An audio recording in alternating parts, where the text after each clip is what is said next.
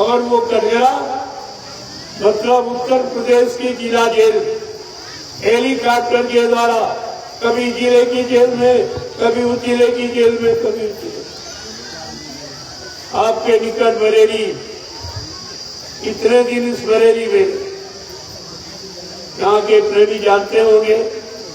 इन प्रेमियों को गर्व करना चाहिए, इनको अपने गुरु को नहीं भूलना चाहिए, जिसने तुम्हारे यहाँ बरेली में जेल में रखकर तुमको ये प्रमाण प्रस्तुत किया कि मैं तुम्हारे दुख तकलीफ मुसीबत आपत्तियों को दूर करने के लिए मैंने ये स्वीकार किया।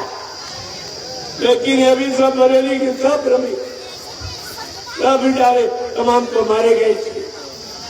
मैंने इनको मना किया। सर्वप्रथम मैंने बरेली में एक कार्यक्रम बहुत करा, तब मैंने कहा था अपनी जगह पर रहना, तमाम आदि तूफान आएंगे, घूमते रहना, उखड़ मत जाना। अगर जड़ से उखड़ गए तो तुम्हारा हरियाओगे नहीं, दोबारा हरे भरे नहीं होगी।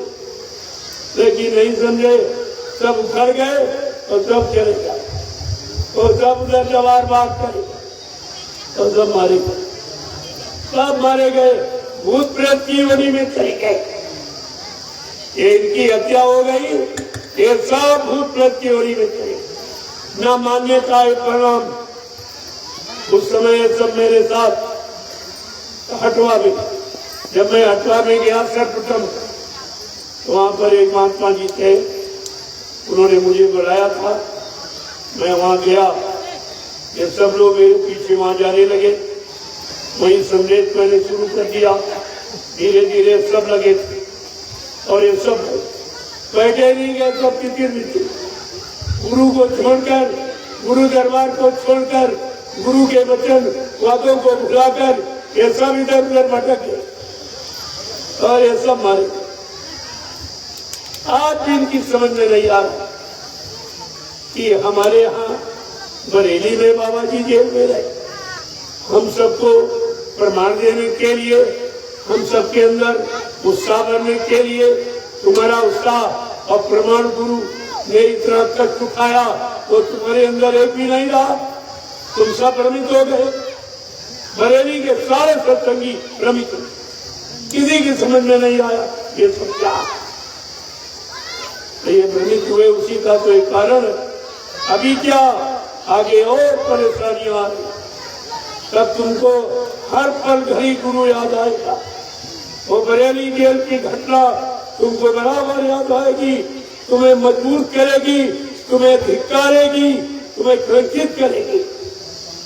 तुमने अपने गुरु को नहीं पहचाना, तुम्हारे जिले में कारागार में रहकर तुम्हें इशारा किया, तुम्हें प्रोत्साहित किया, तुम भूल गए, तुम भ्रमित हो गए, तुम गुरु को नहीं पहचान पाए, तुम गुरु की चरण में विश्वास के साथ नहीं रह पाए।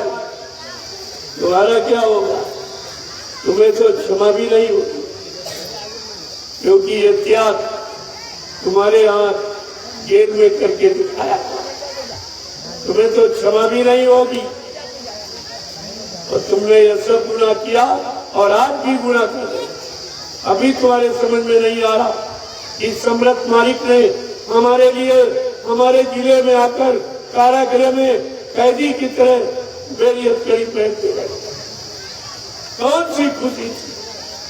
वो खुशी थी अपने भक्तों, हमारे भक्तों पर, हमारे मुरीदों पर, हमारे शिष्यों पर कोई आपत्ति मुसीबत न आने पाए। ये कमजोर दिल के हैं, ये टूट जाएंगे, हमसे छूट जाएंगे। लेकिन तुम तो फिर भी छूट गए, तुमने गुरु को छोड़ दिया। गुरु ने तुमको नहीं छोड़ा, तुमने छोड़ा। ये अपराध तुमने किया है, इसकी सजा तुम्हें भोगनी पड़ेगी। तुम्हें तो मजबूत प्रमाण दिया, बरेली जेल में रहकर ये प्रमाणित कर दिया कि मैं तुम्हारे लिए, तुम्हारे जिले की जेल में कारागृह में आया हूँ, तुम्हें कारागृह से मुक्त कराने। वो 9 महीने की जेल जो गर्भवास में होती, उससे छुटकारा दिलाने के लिए ये बाहर में प्रमाण प्रस्तुत किया कारागार का। लेकिन तुम तो कुछ समझ नहीं पाए। तुम्हारे इतनी गहराई तुम्हारे पास बच्चों की कहां जो तुम समझ, लेकिन बताई जा रहा तब तो समझना चाहिए। आपने कितना बड़ा अपराध किया। ये तो बरेली जेल का इतिहास कोई भुला नहीं सकता। ये तो इतिहास है और इतिहास से तुम वंचित हो गए। तुम जिले के प्रेमियों, तुम वंचित हो गए। तुमने नहीं समझ पाया कि हमारे गुरु ने हमको प्रमाण देने के लिए हमारे जिले के कारागार को स्वीकार किया। मेरी अक्सरी पहल कर रहे कि देख मैं तेरे लिए सब कर रहा हूँ, तो अपनी जगह पर स्थिर रहना और अपनी जगह सब भटके, सब उधर भगे पानी पार चले गए, मारे गए, बेघर हो गए। अब बिल्कुल एकदम भूमिहीन अब बेघर हो गए। अब मारे मारे घूम रहे, एक एक रोटी के लिए मोहताज, क्योंकि तुमने बिना सोचे समझे ये काम किया। बिना विचारे जो करे सो पाछे पछताए, काम बिगाड़े अपनों जग में हो जाता है। अरे तुम्हारी हंसी हो रही है, तुमने बिगाड़ दिया। मैंने इनको मना किया बहुत तेरा कि जल्दबाजी मत करो, जल्दी काम शैतान का, धीरज काम रहमान। तुम्हारे बस की ये बात नहीं है, तुम्हारे द्वारा कुछ नहीं होगा। तुम उस महापुरुष को तुमने देखा नहीं जिसकी बात करते। नेताजी को किसने देखा? नेताजी की स्पीच को किसने सुना? तुम उस समय पैदा भी नहीं हुए थे। तुम उनकी बात करते हो जिनको देखा नहीं, जिनकी स्पीच अपने कानों से आपने सुनी नहीं। तुम सब सुनी सुनाई लोगों के मन गढ़ बातों में आकर के तुम अपना समय खराब करते हो। बाबा जी ने तो इस पर कहा था, उन शक्तियों को तुम क्या समझोगे, वो तो महात्मा पहचानते। सुभाष एक महात्मा, सुभाष एक योगी। वो 100 साल का बन जाएगा, 50 साल का बन जाए, तुम क्या पहचानोगे? वो तो महात्मा जब आवाज लगाएंगे तब उनके दूरदर्शी प्लेटफार्म पर सारी शक्तियां खड़ी हो जाएंगी। बाबा जी ने कहा, फिर मैं उनको आदेश दूंगा, उनसे काम लूंगा, समाज का, देश का, धर्म का, न्याय का, सुरक्षा का, रोजी रोटी का, महंगाई, गरीबी, बेरोजगारी, ये सब काम उससे लिया जाएगा। उनका इतिहास बनेगा, उनकी लोग पूजा करेंगे। लेकिन ये इतिहास महात्माओं के द्वारा, लोभी लाचियों के द्वारा नहीं बने। लेकिन ये कोई नहीं माने। मैंने इनको कानपुर में इशारा किया था, बताया था, लेकिन हमारी बात इन्होंने